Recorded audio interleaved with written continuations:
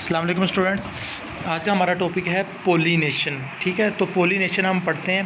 Pollination is the first step of reproduction in plants. It happens when pollen grains are carried from an anther to stigma. ठीक है, pollen is usually carried either by animal such as insect और by the wind. ठीक है, अब यहाँ पर उन्होंने एक एग्जांपल दी हुई है, मैं आपको समझाता हूँ। यहाँ पे देखें, ये कोई भी इंसेक्ट यहाँ पे बैठा हुआ है।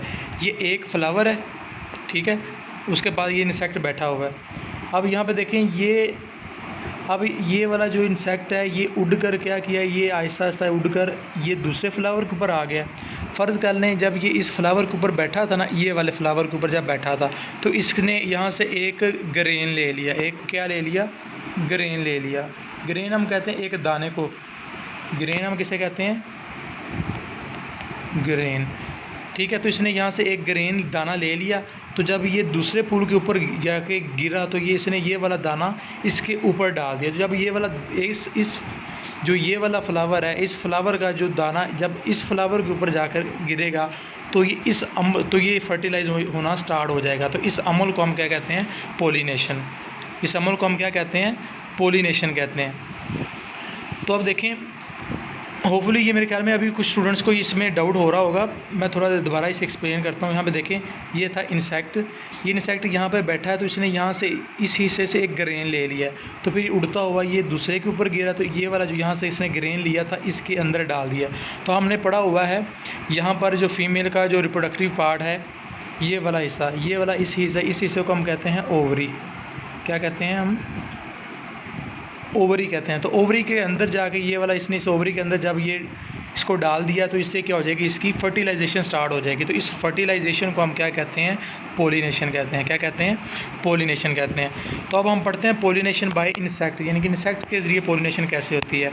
इंसेक्ट सच एज बीज विजिट फ्लावर्स को collect nectar and pollen for their food. ठीक है, वहाँ से नेक्टर मीन यहाँ से फूड मटेरियल जो भी होगा उसे हम कहते हैं नेक्टर, वहाँ से वो लेगा। The shape and structure of the flower mean that while the bees are collecting food their hairy bodies become covered in pollen grains as the bee visit other flower.